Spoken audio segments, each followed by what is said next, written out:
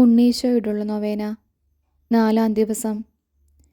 മനുഷ്യവംശത്തോടുള്ള സ്നേഹത്താൽ സ്വന്തം പുത്രനെ ഞങ്ങൾക്ക് വഴികാട്ടിയും രക്ഷകനും നാഥനുമായി നൽകിയ കാരുണ്യവാനായ പിതാവേ, അപമാനത്തിൻ്റെ അടയാളമായിരുന്ന കുരിശനെ മഹത്വത്തിൻ്റെ പ്രതീകമായി അങ്ങ് ഉയർത്തിയല്ലോ. സമാധാനവും സഹായവും കാണാതെ ജീവിതക്ലേശങ്ങളിൽപ്പെട്ട് വലയുന്ന ഞങ്ങളുടെ ദുഃഖദുരിതങ്ങളാകുന്ന കുരിശുകളെ അങ്ങേ കൃപാകടാക്ഷത്താൽ രക്ഷാകരമാക്കി തീർക്കണമേ. അന്തിമ നിമിഷത്തിൽ ഞങ്ങളുടെ രക്ഷയുടെ അടയാളമായ വിശുദ്ധ കുരിശിനെ സ്നേഹപൂർവ്വം ചുംബിച്ചുകൊണ്ട് ഈ ലോകജീവിതം അവസാനിപ്പിക്കുവാൻ ഞങ്ങൾക്കിടയാകട്ടെ. ഇപ്പോൾ അങ്ങേ സന്നിധിയിൽ വിനീതരായി നിൽക്കുന്ന അങ്ങേ മക്കളായ ഞങ്ങളുടെ പ്രാർത്ഥനകൾ കരുണയോടെ സ്വീകരിച്ചരുളണമേ. ഈശോ മിശിഹായെ, ഞങ്ങൾ അങ്ങയെ കുമ്പിട്ട് ആരാധിച്ച് അങ്ങേക്ക് സ്തോത്രം ചെയ്യുന്നു. എന്തുകൊണ്ടെന്നാൽ വിശുദ്ധ കുരിശിനാൽ ലോകത്തെ അങ്ങ് വീണ്ടും രക്ഷിച്ചു. കർത്താവിനെ കീർത്തനം പാടുവിൻ, എന്തെന്നാൽ അവിടുന്ന് സ്നേഹനിധിയാകുന്നു. കർത്താവിനെ കീർത്തനം പാടുവിൻ, എന്തെന്നാൽ അവിടുന്ന് സ്നേഹനിധിയാകുന്നു. കർത്താവ് വലിയവനും ശക്തനുമാകുന്നു, അവിടുത്തെ വിജ്ഞാനം അഗാധമാകുന്നു. കർത്താവിന് കീർത്തനം പാടുവിൻ, എന്തെന്നാൽ അവിടുന്ന് സ്നേഹനിധിയാകുന്നു. തകർന്ന ഹൃദയങ്ങളെ അവിടുന്ന് സുഖപ്പെടുത്തുന്നു, അവരുടെ മുറിവുകൾ വെച്ചു കെട്ടുന്നു. കർത്താവിന് കീർത്തനം പാടുവിൻ, എന്തെന്നാൽ അവിടുന്ന് സ്നേഹനിധിയാകുന്നു. അലയുന്ന മൃഗങ്ങൾക്കും കരയുന്ന പക്ഷികൾക്കും അവിടുന്ന് ആഹാരം നൽകുന്നു. കർത്താവിന് കീർത്തനം പാടുവിൻ, എന്തെന്നാൽ അവിടുന്ന് സ്നേഹനിധിയാകുന്നു. ബന്ധിതരെ മോചിപ്പിക്കുകയും അനാഥരെ സംരക്ഷിക്കുകയും ചെയ്യുന്നു.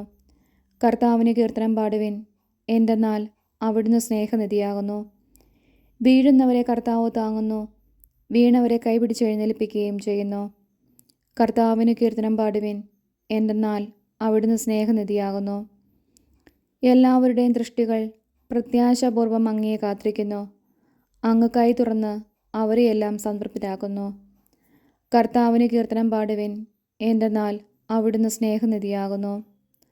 ആത്മാർത്ഥതയോടെ തന്നെ വിളിച്ചപേക്ഷിക്കുന്നവർക്ക് കർത്താവ് സമീപസ്ഥനാണ്. തൻ്റെ ഭക്തരുടെ അഭിലാഷം അവിടുന്ന് നിറവേറ്റിക്കൊടുക്കുന്നു. കർത്താവിന് കീർത്തനം പാടുവിൻ, എന്തെന്നാൽ അവിടുന്ന് സ്നേഹനിധിയാകുന്നു. വിശുദ്ധ യോഹന്നാൻ്റെ സുവിശേഷം. പ്രിയപ്പെട്ടവരെ, ഒരു പുതിയ കൽപ്പനയല്ല ഞാൻ നിങ്ങൾക്ക് എഴുതുന്നത്. ആരംഭം മുതൽ നിങ്ങൾക്ക് നൽകപ്പെട്ട പഴയ കൽപ്പന തന്നെ. ആ പഴയ കൽപ്പനയാകട്ടെ നിങ്ങൾ ശ്രവിച്ച വചനം തന്നെയാണ്. എങ്കിലും ഞാൻ നിങ്ങൾക്ക് എഴുതുന്നത് ഒരു പുതിയ കൽപ്പനയെക്കുറിച്ചാണ്. അത് അവനിലും നിങ്ങളിലും സത്യമാണ്.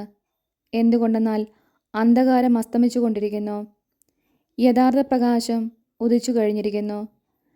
താൻ പ്രകാശത്തിലാണെന്ന് പറയുകയും അതേസമയം തൻ്റെ സഹോദരനെ ദ്വേഷിക്കുകയും ചെയ്യുന്നവൻ ഇപ്പോഴും അന്ധകാരത്തിലാണ്.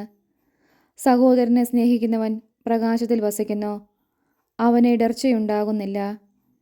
എന്നാൽ തൻ്റെ സഹോദരനെ വെറുക്കുന്നവൻ ഇരുട്ടിലാണ്, അവൻ ഇരുട്ടിൽ നടക്കുന്നു. ഇരുട്ട് അവൻ്റെ കണ്ണുകളെ അന്ധമാക്കിയതിനാൽ എവിടേക്കാണോ പോകുന്നതെന്ന് അവൻ അറിയുന്നില്ല.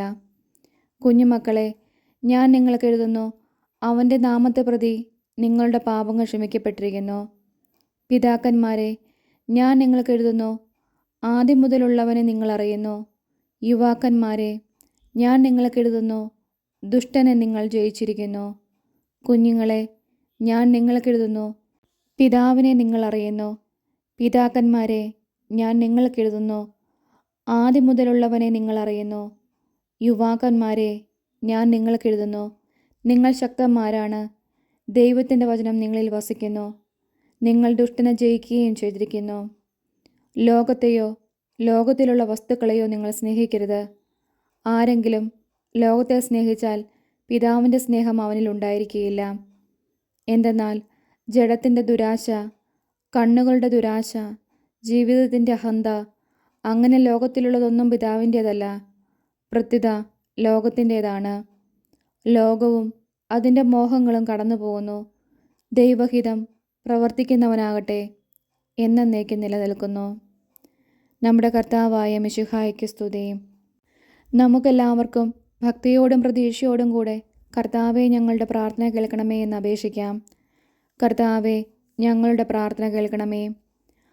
അങ്ങേ ജനങ്ങളുടെ ആത്മീയ അന്ധകാരം നീക്കുവാൻ കുരിശിൻ്റെ പ്രകാശം കൊണ്ട് ലോകത്തിൽ വെളിച്ചം പരത്തിയ കർത്താവെ, ഞങ്ങളുടെ ബുദ്ധിയെ പ്രകാശിപ്പിക്കുകയും മനസ്സിനെ ശക്തിപ്പെടുത്തുകയും നിർമ്മല മനസാക്ഷിയോടുകൂടി ജീവിക്കുവാൻ അനുഗ്രഹിക്കുകയും ചെയ്യണമെന്ന് അങ്ങയോട് ഞങ്ങൾ പ്രാർത്ഥിക്കുന്നു.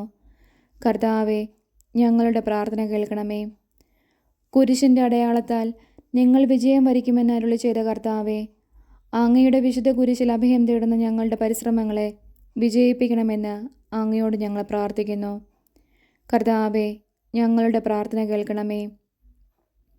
നിങ്ങളുടെ ദുഃഖങ്ങൾ സന്തോഷമായി മാറുമെന്ന് ശിഷ്യന്മാരെ ആശ്വസിപ്പിച്ച കർത്താവെ, ദാരിദ്ര്യത്താലും രോഗത്താലും വലയുന്നവരും പലവിധ ക്ലേശങ്ങൾ അനുഭവിക്കുന്നവരുമായ ഞങ്ങളെയും ഞങ്ങളുടെ സഹോദരരെയും ആശ്വസിപ്പിക്കണമെന്ന് അങ്ങയോട് ഞങ്ങൾ പ്രാർത്ഥിക്കുന്നു. കർത്താവെ, ഞങ്ങളുടെ പ്രാർത്ഥന കേൾക്കണമേ. അങ്ങയുടെ അരൂപിയാൽ ശിലാഹൃദയത്തെപ്പോലും മൃദുലമാക്കുമെന്ന് അരുളി ചെയ്ത കർത്താവെ, സ്വാർത്ഥമായി മാത്രം ചിന്തിക്കുകയും കുടുംബസമാധാനം തകർക്കുകയും ചെയ്യുന്നവരിൽ അങ്ങയുടെ കാരുണ്യം വർഷിക്കണമെന്നും അവരുടെ ബുദ്ധിയെ പ്രകാശിപ്പിക്കുകയും അങ്ങയുടെ സ്നേഹചൈതന്യം അവർക്ക് നൽകുകയും ചെയ്യണമെന്നും അങ്ങയോട് ഞങ്ങൾ പ്രാർത്ഥിക്കുന്നു. കർത്താവെ, ഞങ്ങളുടെ പ്രാർത്ഥന കേൾക്കണമേ. അങ്ങയെ കുരിശിൻ ചുവട്ടിൽ നിലകൊണ്ട് വ്യാകുലയായ മാതാവിൻ്റെ യോഗ്യതകളെയോർത്ത് ഞങ്ങൾ കേണപേക്ഷിക്കുന്ന ഈ പ്രത്യേക അനുഗ്രഹം തന്നരുളണമെന്ന് വിശ്വാസത്തോടുകൂടി ഞങ്ങൾ പ്രാർത്ഥിക്കുന്നു. കർത്താവെ, ഞങ്ങളുടെ പ്രാർത്ഥന കേൾക്കണമേ. നമ്മളുടെ ഉദ്ദിഷ്ടകാര്യം എന്താണോ അതിവിടെ അനുസ്മരിക്കുക. മധ്യസ്ഥ പ്രാർത്ഥന. പിതാവും പുത്രനും പരിശുദ്ധാത്മാവുമായ സർവേശ്വര, അങ്ങേക്ക് അസാധ്യമായി യാതൊന്നുമില്ലെന്ന് ഞങ്ങൾ ഉറച്ചു വിശ്വസിക്കുന്നു. അങ്ങയുടെ നിരന്തരമായ പരിപാലനവും അനുഗ്രഹവും ഞങ്ങൾക്ക് നൽകണമേ. വഴിതെറ്റിപ്പോയവരെ അങ്ങ് നേർവഴിക്ക് നടത്തണമേ. പാപികൾക്ക് പശ്ചാത്താപവും മരിച്ചവർക്ക് സ്വർഗഭാഗ്യവും നീതിമാന്മാർക്ക് സന്തോഷവും പ്രദാനം ചെയ്യണമേ. പ്രത്യാശാപൂർവം അങ്ങയെ സന്നിധിയിൽ സമർപ്പിക്കുന്ന ഈ പ്രാർത്ഥനകൾ ദയയോടെ കേട്ടരുളണമെന്ന് അങ്ങയോട് ഞങ്ങൾ അപേക്ഷിക്കുന്നു. പ്രാർത്ഥിക്കാം. സർവശക്തനും കാരുണ്യവാനുമായ ദൈവമേ, അങ്ങേ തിരുകൽപ്പനകൾ അനുസരിച്ചിരുന്നപ്പോഴെല്ലാം ഇസ്രായേൽ മക്കളെ അങ്ങ് അനുഗ്രഹിക്കുകയും സത്യമാർഗത്തിൽ നിന്ന് വ്യതിചലിച്ച് ദുർമാർഗത്തിൽ ചരിച്ചപ്പോഴെല്ലാം അങ്ങയുടെ അനുഗ്രഹത്തിൻ്റെ വലം കൈ അവരിൽ നിന്ന് പിൻവലിക്കുകയും ചെയ്തുവല്ലോ. അങ്ങേ പ്രമാണങ്ങളനുസരിച്ച് പാപമാർഗത്തിൽ നിന്ന് പിന്തിരിയുവാനും അങ്ങനെ അങ്ങയുടെ അനുഗ്രഹത്തിന് അർഹരാകുവാനും ഞങ്ങൾക്ക് കൃപ ചെയ്യണമേ. ആമേൻ.